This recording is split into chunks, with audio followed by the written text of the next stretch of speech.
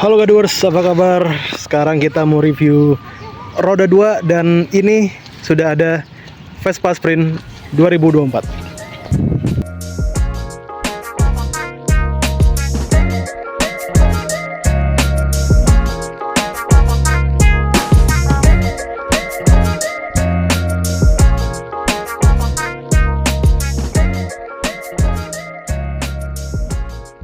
Vespa Sprint 2024 ini sebenarnya punya dua varian, yakni yang biasa seperti yang sama kita serta yang S. Nah, karena kita megang yang biasa, jadi kita akan cari beda antara yang biasa ini dengan yang S. Sebenarnya nggak sulit ya, karena untuk yang biasa ini dia lebih banyak aksen chrome-nya. Kita bisa lihat di spion, lalu di bagian batok, dan nulis bodi depan, dasi, itu semuanya pakai chrome. Dan nggak cuma itu, dia juga punya jok yang ada motif warna putih di pinggirnya. Sementara untuk yang biasanya dia punya pelek seperti ini, yang bagian luarnya juga diberikan aksen silver. Kalau yang itu dia warna hitam. Jadi intinya kalau di yang biasa ini dia lebih berorientasi kepada gaya elegan, sementara yang S itu lebih ke arah sporty. Sedikit kita akan bahas soal teknisnya. Vespa Sprint baik itu yang S ataupun yang biasa sama-sama menggunakan mesin berkapasitas 154,8 cc, satu silinder. Mesin ini menghasilkan tenaga sebesar 12,7 daya kuda. Memang tenaga tidak besar, tidak bisa dibilang superior, tapi sudah cukup untuk memajukan Vespa ini. Bahkan Vespa ini kalau kita bawa berjalan di kecepatan rendah ya, itu dia terasa gesit. Artinya dia di putaran bawah tenaganya cukup nonjok ya. Sementara untuk kecepatan menengah hingga ke atas, mutan tenaganya itu terasa rata. Artinya motor ini kalau dibawa kencang bisa, cuma tidak memberikan sensasi yang menjambak. Makanya kalau untuk cruising, motor ini cocok.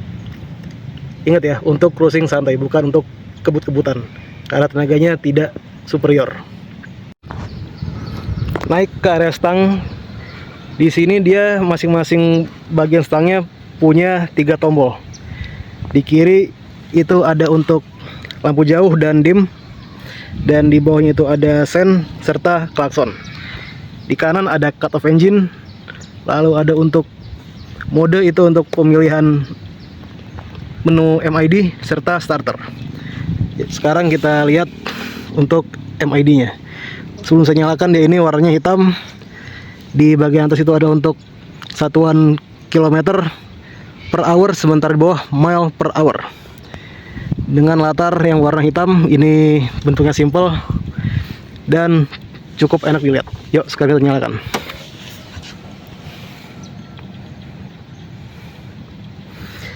Di bagian bawah ini dia ada sederet informasi mengenai kendaraan, mulai dari sisa bahan bakar, lalu temperatur mesin, konsumsi bahan bakar rata-rata, lamanya waktu berkendara, dan trip.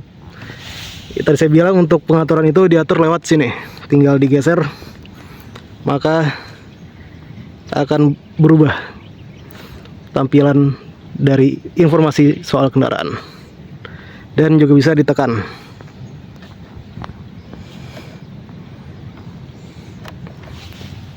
Pengoperasiannya sederhana dan nggak susah, apalagi buat yang udah terbiasa. Mumpung kita masih berada di area kokpit, ada beberapa hal yang menjadi catatan saya. Yang paling besar ya terutama adalah soal ini, kunci. Motor ini harganya hampir 60 juta. Sayang kalau motor ini sebenarnya tidak diberikan keyless entry. Mengingat harganya yang segitu, maka udah sewajarnya punya keyless entry. Apalagi ini kuncinya sangat sederhana, nggak ada airbag system, benar-benar sederhana sekali. Lalu dia juga nggak punya idling start stop, yang mana itu fiturnya bisa sedikit membantu untuk menghemat bahan bakar. Kalau ada, harusnya itu juga bisa menjadi nilai tambah dari Vespa Sprint ini dan menjadikannya tambah irit bahan bakar. Di sektor pencahayaan sudah pasti dia menggunakan lampu LED yang terang dan tidak menyilaukan, mulai dari lampu dan juga sel itu sudah menggunakan LED.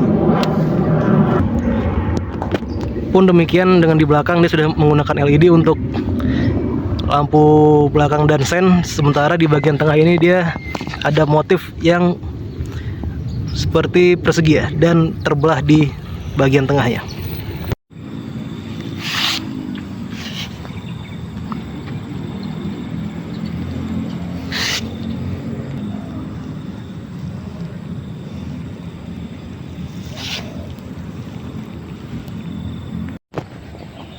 Lanjut, kita akan bahas soal kompartemen yang ada di Vespa Sprint. Kalau bisa dilihat, ini ada tombol yang bergambarkan gemuk terbuka. Ini adalah tombol untuk membuka jok. Tapi sebelum kita buka jok, kita buka dulu kompartemen yang ada di dek. Untuk membukanya kita hanya perlu tekan kunci. Nah, dan dia langsung terbuka otomatis. Bisa dilihat itu ada cup holder satu buah, dan cup holdernya kecil ya, jadi cuma bisa menampung botol yang berukuran kecil. Nggak cuma itu, dia juga ada slot charger, jadi kalau mau cas masih harus pakai kabel, dan pastinya juga bisa ditaruh di cup holder handphone. Jadi fungsi ini nggak cuma buat cup holder tapi juga buat phone holder. Oke, itu untuk yang di deck. Sekarang kita lihat yang ada di balik jok. Oh, di sini ada STNK-nya nih. Kita cek dulu berapa pajak per tahun dari Vespa Sprint 2024. Berikut lampiran dan rincian harganya. Untuk yang paling atas itu nggak usah kita hitung karena itu adalah bea balik nama yang dibayarkan saat kita membeli motor atau ketika kita merubah kondisi kendaraan ini menjadi dalam kondisi on road.